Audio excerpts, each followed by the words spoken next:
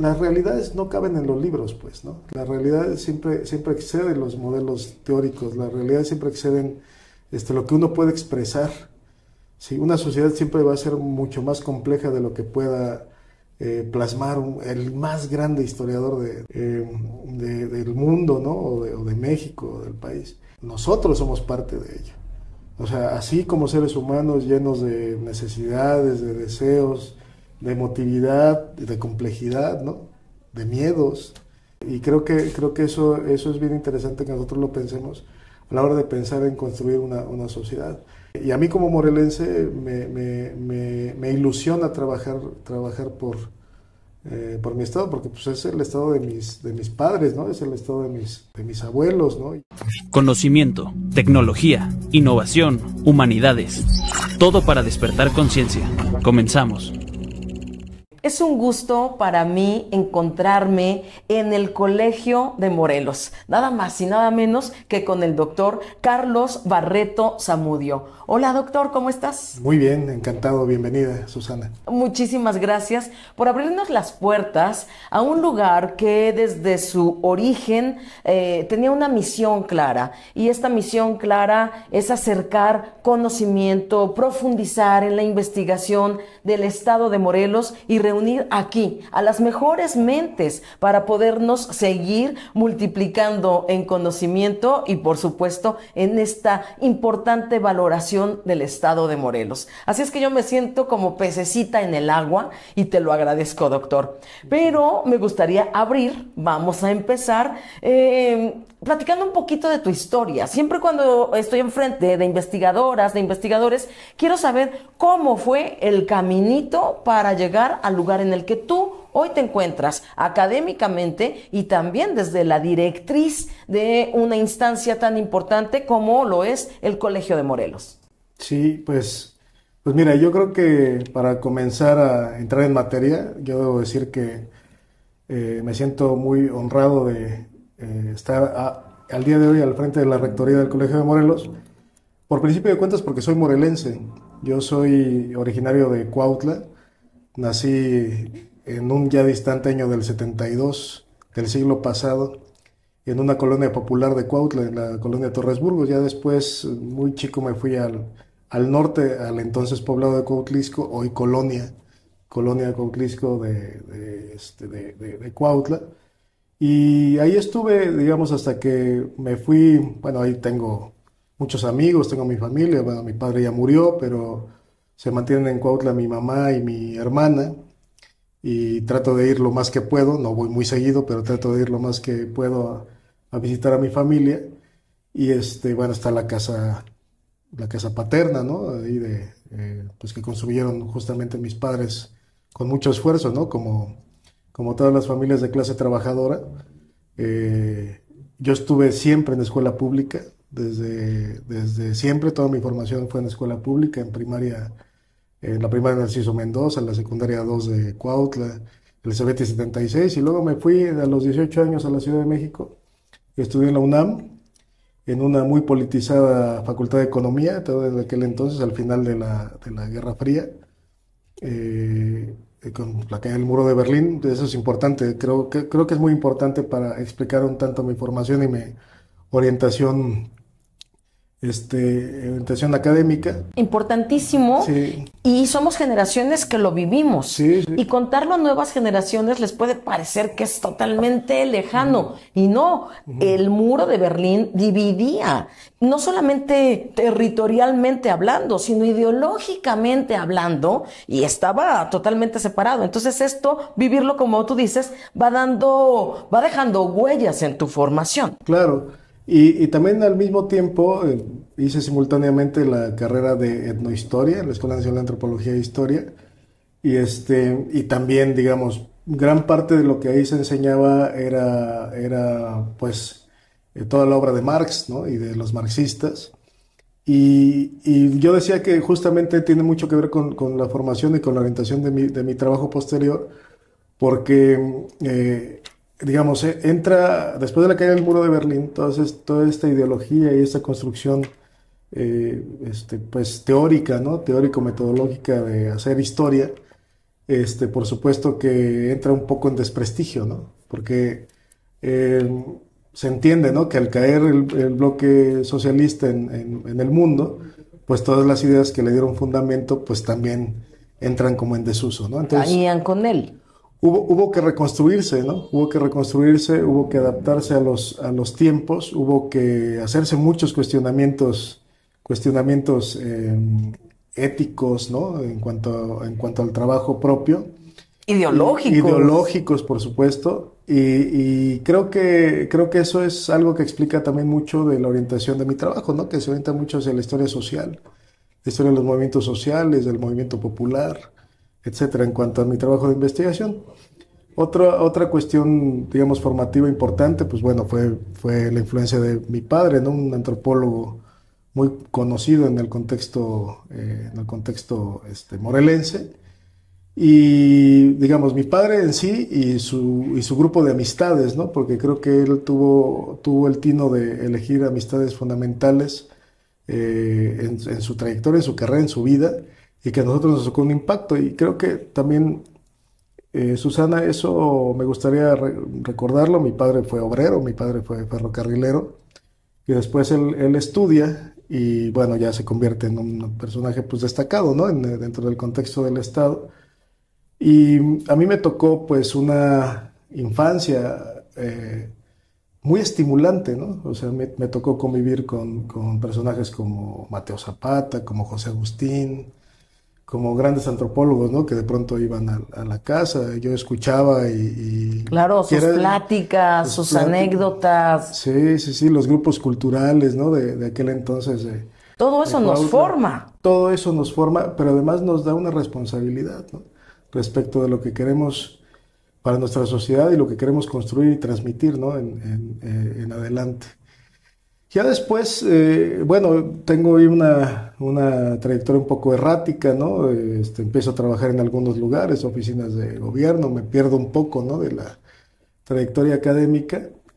Y después me integro como docente finalmente, ¿no?, en la SEP, en el CEPETI 76, de que fui egresado, comencé a dar clases. Posteriormente, en nivel bachillerato, yo orgullosamente digo que he trabajado en varios niveles, ¿no? Desde bachillerato hasta doctorado, y eso me da mucho gusto y creo que me da un timing, ¿no?, para el trato con la gente de diferente... Sí. Importantísimo, y en este momento yo quisiera recalcar los CEBETIS, los CEBETAS, son estos subsistemas de nivel medio superior que te preparan con una carrera técnica. Sí. Esto te da herramientas para entrarle al trabajo. Claro. La verdad es que yo soy una profunda admiradora de este tipo de educación superior, que es bivalente, que de verdad, tú cuando llegas a un CEBETIS, a un CEBETA, a la escuela de técnicos laboratoristas de la UAM, sientes ese momento en que los chavos preparatorianos tienen algo más, y creo que es importantísimo seguirlo aplaudiendo por parte de la educación que brinda el Estado. Sí. No, y la verdad es que, claro, ¿no?, las diferentes reformas educativas han condicionado de alguna forma que el papel de las humanidades, ¿no?, dentro de esta formación se ve restringido, ¿no?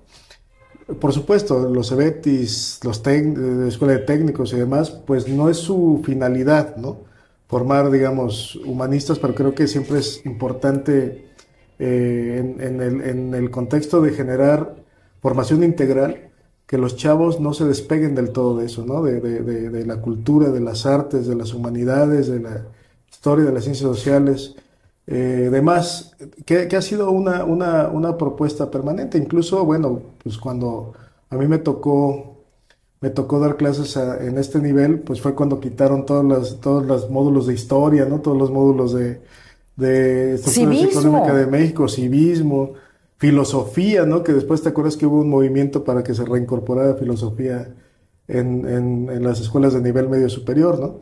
Entonces creo que es bien interesante, porque fíjate que justamente es muy difícil que me pregunten como de mi trayectoria de vida, ¿no?, y mi trayectoria también como docente y como investigador.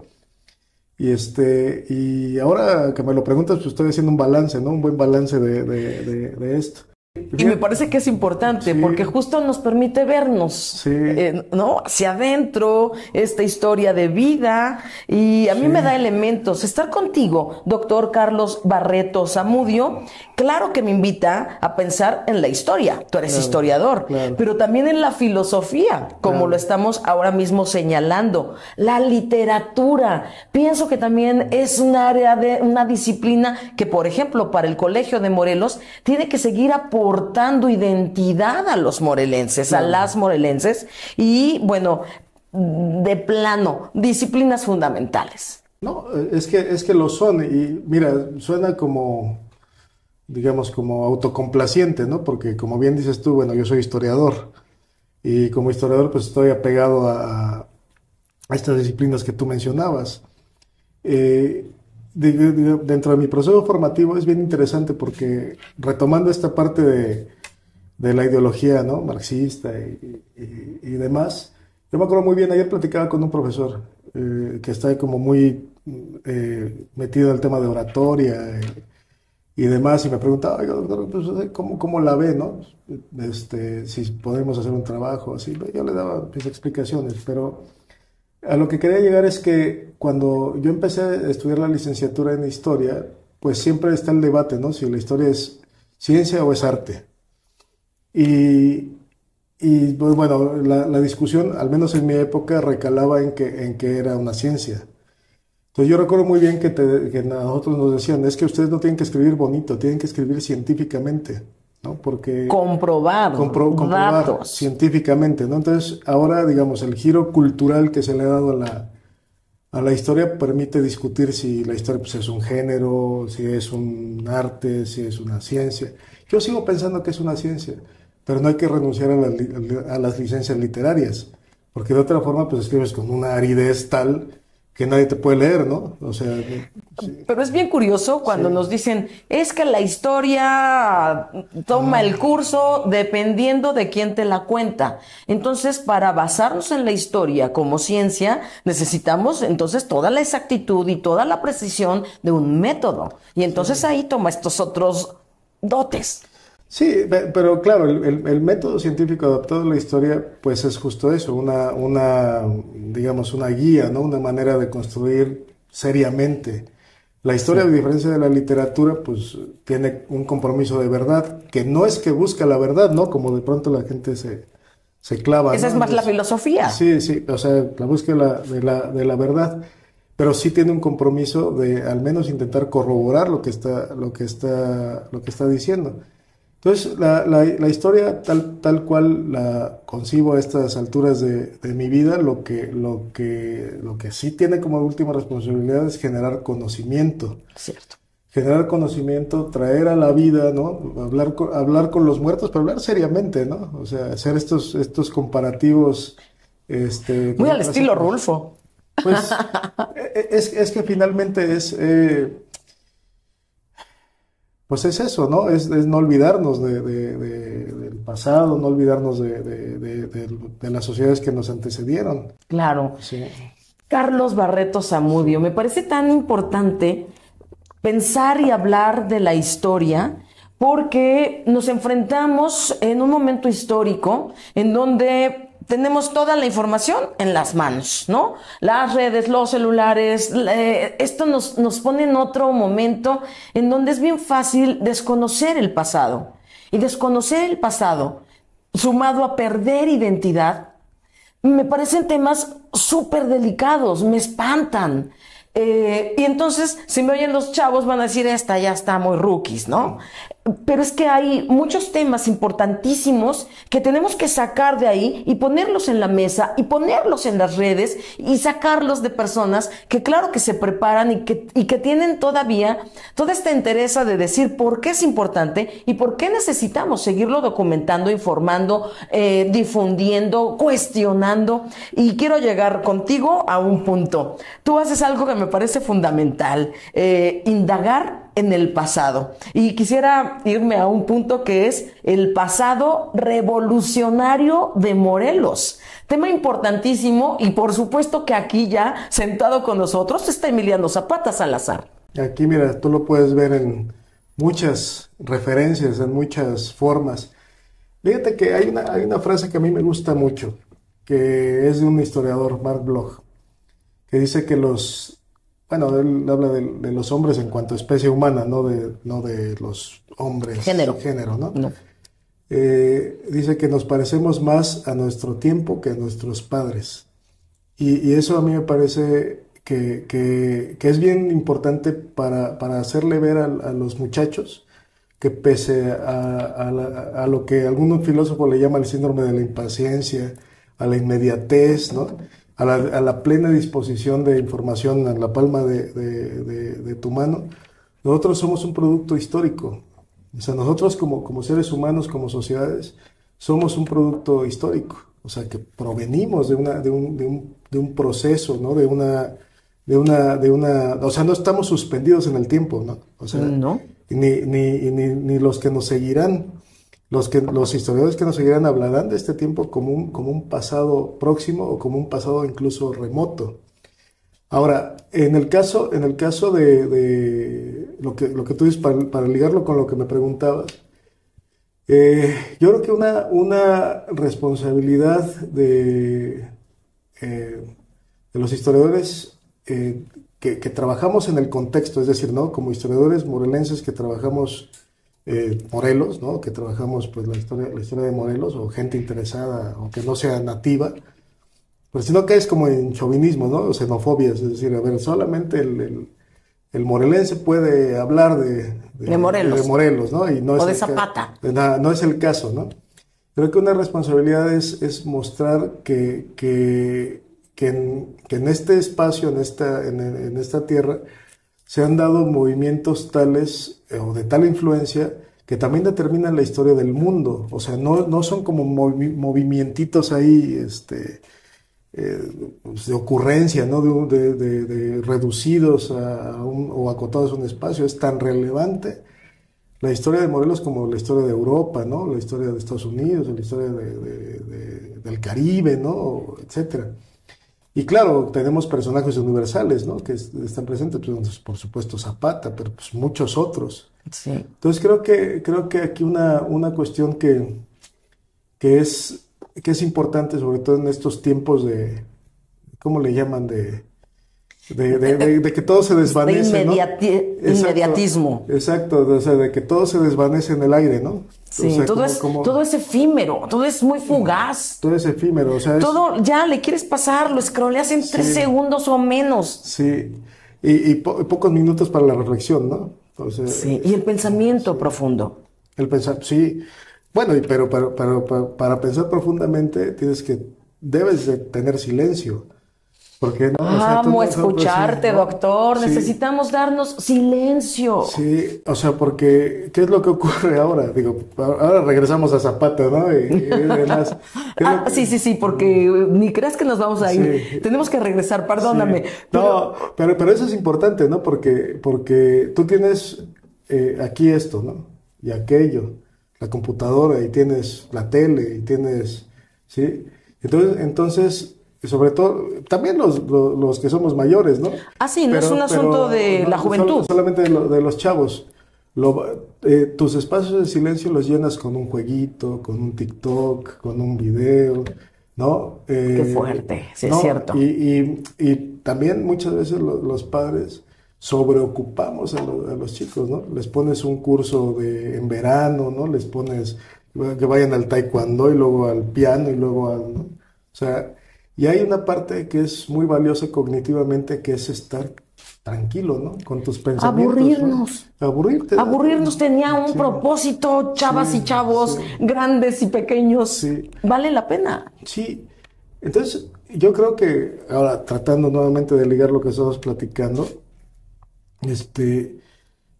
claro, o sea, a lo mejor, digamos, a bote pronto, los chavos, sobre todo las generaciones más jóvenes, pues de pronto no encuentran, digamos, vehículos de identidad, ¿no? Porque Pero no solamente es por el tiempo que corre, ¿eh? También muchas veces por la educación científica, que condiciona que las cosas, digamos, de pueblo se reduzcan, ¿no? Porque las fiestas tradicionales, el espacio parroquial, ¿no? Las relaciones, digamos, familiares, de compadrazgo y demás, se pierdan porque estamos muy dispuestos a que eso ocurra, ¿no? La lengua náhuatl o los modismos, estamos mucho más abiertos a hablar cada vez con más anglicismos que a rescatar pues algunas raíces náhuatl. Y no es como de puritanismo, ¿no? ¿Viste? Es como de que digamos, el ritmo de la globalidad en la actualidad marca eso, ¿no?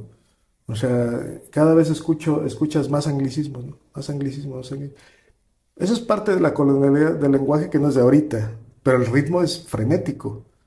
Sí, vamos a un ritmo frenético, es cierto. El ritmo es muy grande, entonces, de pronto, pues, sobre todo los más jóvenes, están muy dispuestos a eso, ¿no? Porque le dicen, a ver, pues es que, a ver, lo del empacho, ¿no? Por decirte algo.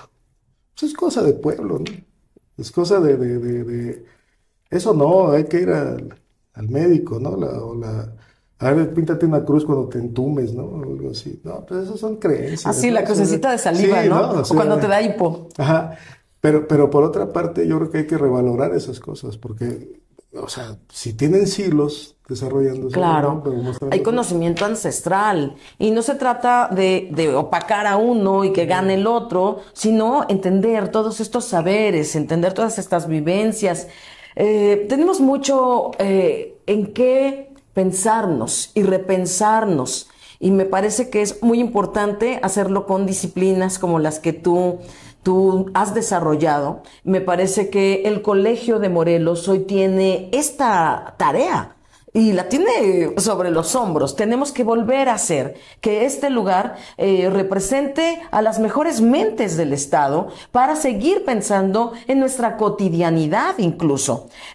Quiero pensar contigo desde la riqueza del Estado de Morelos, riqueza cultural, riqueza biológica, riqueza de agua, riqueza de muchas riquezas, y también nuestra propia complejidad. Muchos historiadores, muchos expertos, como el doctor Crespo, por ejemplo, nos dicen, es que esta complejidad es interesante, irla tratando de ir deshilachando, es todo un tema, y simplemente ser un estado de tantas convergencias hace que la identidad sea compleja. Si pensamos en la identidad, creo que todos vamos a decir el chinelo, el brinco del chinelo, y claro que sí, pero hay muchísimas cosas más. Y aquí yo quiero regresar a Zapata, porque si tú tienes oportunidad de conocer a algunos latinoamericanos, a otras personas en Europa, Zapata es un gran personaje. Y nosotros, los morelenses, sí, ahí tenemos la estatua, sí, muévanla, nos oponemos, pero ya pasó. No solo es eso, tendríamos que estar mucho más impregnados de la lucha zapatista, y eso no ha pasado. Sí, de la lucha zapatista y de todas las luchas que se han dado en el Estado, ¿no? Porque ¿qué es lo que ocurre con el zapatismo? Bueno, el zapatismo es el gran paraguas, pues, ¿no? A través del cual nos explicamos gran parte de la historia. Pero antes y después ha habido también manifestaciones diversas, ¿no? De descontento social, si no equiparables, al menos que podemos compararlas, ¿no? Que podemos compararlas. En el siglo XIX ha habido desde la independencia, ¿no? Hasta la revolución de Tuxtepec, sendos movimientos sociales, ¿no? Posterior al zapatismo, pues al menos hasta los 40, 50, 60, hay también una serie de movimientos sociales. Bueno, pues el más conocido es el de Rubén Jaramillo, ¿no? También, pues, por ejemplo, la creación de colonias populares como, pues, precisamente la Rubén Jaramillo, la Antonio Varona, ¿no? Que se fundan como colonias proletarias, ¿no? Y representan luchas sociales. Representan luchas sociales. Entonces creo que es importante, sí, por una parte el tema de la entidad, de lo que nos es propio, de lo que nos resulta relevante, y creo que sí es importante lo que decías tú, ¿no? Renovar los marcadores de identidad, porque están muy repetidos, ¿no? Sí. Están muy repetidos, ¿no? Salimos de 3, 4 referencias casi siempre. Y lo digo también por nosotros, ¿no? O sea, que constantemente estamos repitiendo y repitiéndonos. De hecho, pues, mi próximo libro también va a ser de zapatismo, ¿no? Entonces, de hecho, lo que estoy preparando es de zapatismo, pero es como otra mirada de otra... ¿Cuándo sale? ¿Cuándo sale? Pues si algún día lo termino, yo espero No, hombre, que salga, desde aquí te vamos sí, a andar correteando, vas a ver, sí, Doc. yo espero que el año próximo Sí. tengamos. Ajá, entonces te decía que hay una responsabilidad, no solamente con los movimientos que expresan descontento popular, ¿no? Que creo que eso es importante, sino con toda aquella, tú decías, complejidad, ¿no? Que existe en el Estado, porque eh, hay muchas cuestiones que son propias, que le han dado sentido, ¿no? A las sociedades durante mucho tiempo, que estamos muy dispuestos a que se destruyan, ¿no? Estamos muy dispuestos a que se destruyan, hablando de patrimonio, estamos muy dispuestos a abandonarlo, hablando de tradiciones, estamos muy dispuestos a cambiar el consumo, ¿no? En el caso, por ejemplo, de la gastronomía, yo, por ejemplo, aquí, los compañeros son muy jóvenes, pero cuando yo era chavo no había pizzas en mi pueblo, ¿no? Y los tacos de arroz, sí, sí. los acorazados, son una exportación de Morelos para el mundo. Sí. Tacos de arroz en Cuautla, acorazados en Cuernavaca. Sí. Sí. Saqué mi Tu lado cuernavacense. alma barranqueña. Sí. Entonces creo que en el caso, pues digamos, de la institución, pero creo que en general, ¿no? De los morelenses, en realidad el Estado es relativamente joven, ¿no? O sea, 1869 es relativamente joven, ¿no? El Estado frente a otras entidades con mayor tiempo. Sí. Y el tema de identidad, pues las identidades se construyen, pues, ¿no? Y justo parte de la complejidad es que, pues afortunadamente hay mucha gente que viene a vivir a Morelos, desde Puebla, desde Guerrero. La universidad muchas veces decimos, hay que ponerle autónoma del estado de Morelos y Guerrero. Claro. Y esto es una bondad del estado, pero también es una complejidad, porque entonces... como tenemos esta forma, no sé si llamarle solamente multicultural, va haciendo de lado esencias culturales que no debería de suceder. Por ejemplo, tienes aquí tantos elementos para rescatar, para decirnos como el origen real. ¿Puedo sacarlo, doctor? ¿Puedo tocarlo? Por favor. El sombrero. Que sí es el típico del Suriano, sí. Es el sombrero suriano, el típico de nuestras culturas, de nuestra población, los tecuanes. Yo por aquí vi a Aquí uno. está uno, mira. El bule. El bule, ay bueno, y bueno, todo el sur de Morelos, Sí. déjame mostrar el tecuán, el bule, por supuesto, ese, véanlo, porque si no ya te voy a quitar aquí todo, pero es que esto, bueno, doctor, yo tengo mi tío, a quien mando saludos y arriba, Tehuistla, Morelos, que con estos bules también hace saleros, o sea, tendríamos, muchos decimos, que volver a retomar distintos elementos de nuestra cultura madre y entonces dejar de lado los plásticos que tan inundada tienen a la sociedad. Bueno, tenemos muchísimo que hacer y que volvernos a decir y repensar. Doctor, pero yo ando preocupándome por el tiempo, porque sé que eres una persona ocupada. También te agradezco que te des este momento para decirnos a muchas personas, para pensar en voz alta, Morelos, el estado de Morelos, con toda su riqueza y también, como hemos dicho, todo esto que nos tiene que invitar a pensar. A mí, la verdad, y no voy a dejar de decirlo, a mí me duele muchísimo que hayamos tenido una persona que nos haya representado sin ser de Morelos. Todos lo tenemos clarísimo, llega de no sé qué lugar y hace y deshace y no está, y aparte tiene Cuernavaca y luego tiene Morelos y ahora tiene una representación importantísima para nuestra nación, y a mí me preocupa que seamos tan ilógicos, tan insensibles, que nos hagamos los ciegos porque ni a tuertos llegamos. Y eso no es cierto, es solamente porque tenemos miedo y porque decidimos quedarnos callados y porque, ¿qué? ¿No queremos este lugar que tanto nos da? El tema del arroz, Cada vez son mucho menos los lugares que tienen el arroz morelense con alta calidad, nutrimentalmente hablando, y seguimos haciéndonos los que no pasa nada. ¿Y qué onda con la caña? ¿Y qué onda con el agua? ¿Y qué onda con un montón de cosas que solamente seguimos en una voracidad destructiva? Es que fíjate, Susana, que yo creo que lo que comentas es bien interesante, ¿no? Porque, por ejemplo, en el tema del agua, o en el tema de estos elementos de patrimonio biocultural, ¿no? La caña, el arroz, La propia tierra. la propia tierra, el agua.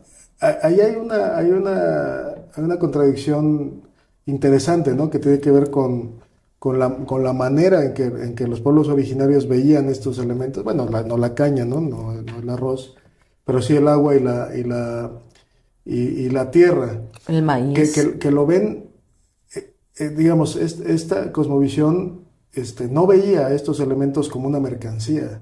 Lo veía como parte de su patrimonio, de su riqueza, de su vida. De su identidad. ¿No? O sea, el peor pecado, ¿no? Dentro de ese contexto sería contaminar el agua. Y muchas, bueno, hay que ver los canales de Jiotepec, ¿no? Que los agarran de drenaje, ¿no? Y demás. Entonces, yo creo que, a ver, a mí me gustaría expresar esta idea porque creo que tú has hablado mucho de complejidad. Y nosotros como buenos científicos sociales tratamos, ¿no?, de explicarlo a través de teorías y de estos elementos más como de método. Las realidades no caben en los libros, pues, ¿no? Las realidades siempre exceden los modelos teóricos, las realidades siempre exceden lo que uno puede expresar. ¿Sí? Una sociedad siempre va a ser mucho más compleja de lo que pueda plasmar el más grande historiador del mundo, ¿no? O de México, del país. Y yo creo que o sea, nosotros somos parte de ello. O sea, así como seres humanos llenos de necesidades, de deseos, de emotividad, de complejidad, ¿no? De miedos. Y creo que eso es bien interesante que nosotros lo pensemos a la hora de pensar en construir una sociedad. Este tema que tú decías, ¿no?, de las representaciones y demás, creo que afortunadamente estamos a la salida de ese túnel, ¿no?, de lo que ha pasado en este estado. Y a mí como morelense me ilusiona trabajar por mi estado, porque pues es el estado de mis padres, ¿no? Es el estado de mis abuelos, ¿no? Y creo que en ese sentido, como se decía antes, Susana, tiene uno enterrado el ombligo en el tlecuil, ¿no? Sí, queda uno, tiene uno ahí, digamos, estas raíces profundas, pero habrá que explicarlo también, ¿no? Mucho en el sentido histórico. Digamos, no es propio del personaje que tú mencionabas, ¿no? Sino que en la historia de Morelos ha habido, ¿no? Constantes. Sí, pero desde el siglo XIX. Sí, desde el siglo XIX, pero como te decía, afortunadamente pienso que estamos a la salida de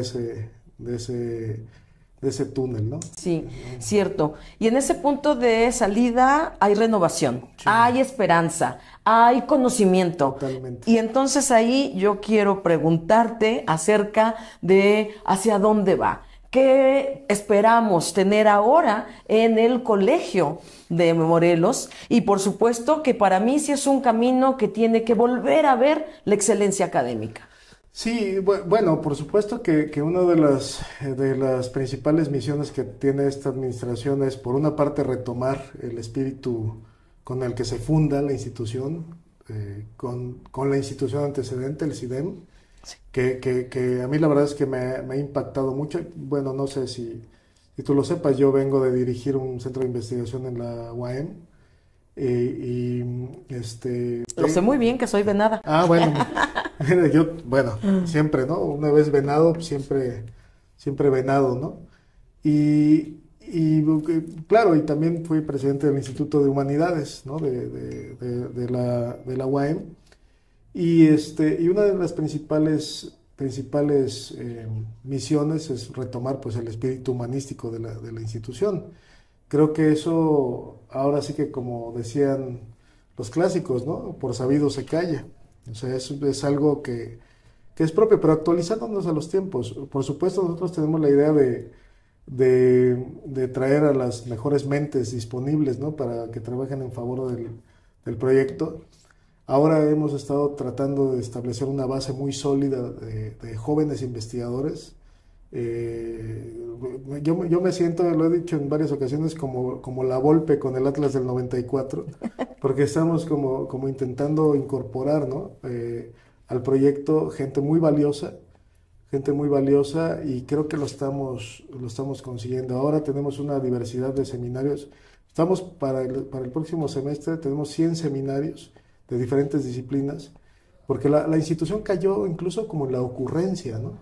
O sea, digamos, no había como una base de capital humano para poder trabajar algunos temas, y sin embargo se arrojaban como muy, ¿cómo decirlo? Como sin la seriedad del caso, pues, ¿no? Sí, sí, sí. Sin la seriedad del Sin caso, tomarlo como educación superior. Exactamente. Entonces yo creo que la sociedad morelense, ahora lo veo, tiene una alta expectativa sobre el desarrollo de la institución, y creo que en ese sentido pues tomamos la responsabilidad, y la cuestión es que nosotros estamos trabajando en diseñar un proyecto. Digo, tengo 2 meses, ¿no? en el Colegio de Morelos. No hemos podido hacer todo lo que hemos querido, pero estamos haciendo planeación, ¿no? Y es el inicio. Esto. Es el inicio. Pero tenemos líneas de trabajo muy claras, ¿no? Además de las que ya se cultivan acá, líneas de trabajo más claras que tienen que ver con la historia regional, con los afrodescendientes, con los migrantes, con la historia institucional, con el tema de medio ambiente, con el tema de urbanismo, con cosas que además nos pongan en la agenda pública. O sea, que no solamente, o que nos permita interactuar con la agenda pública. O sea, no solamente generar conocimiento y que ahí se quede, ¿no? Sino a la vez intentar incidir en los temas, claro, en los grandes temas estatales y nacionales, ¿por qué no? Y es que es un poco nuestra obligación desde la educación superior. Tenemos que ser críticos. Porque si no somos críticos, entonces somos nada más autocomplacientes. Y es cuando vemos, pero tragedias que están sucediendo en el Estado, y nos quedamos callados, ciegos y sordos. Y entonces eso no debe volver a pasar. Y plantearnos preguntas elementales, ¿no? ¿Conocimiento para qué? O sea, digo, hay cosas que son pues, por el mero gusto, ¿no? Pero pues está bien. Pero yo creo que hay que buscar precisamente la universalidad del conocimiento, ¿no? Que nosotros podamos establecer diálogos naturales con interlocutores dentro de la misma academia, pero también con otros actores de los diferentes sectores sociales, en principio de nuestro estado, ¿no? Pero hacia afuera. Claro. ¿No? Una misión próxima que nosotros tenemos es ahora sí que hacer la visita de las 7 casas, Susana. Queremos ir a todos los colegios, al menos los más importantes del país, para ponernos a tono, ¿no? Intentar ponernos a tono con lo que se está haciendo en otras instituciones equivalentes en otras partes del país. Y también, así como el Colegio de la Frontera Norte, el propio Colmex. El mexiquense. Exacto. El de San Luis, ¿no? El de Sonora. Sí. Tenemos ahí, digamos, tratando de trazar una agenda coherente, seria, sólida, ¿no? Claro.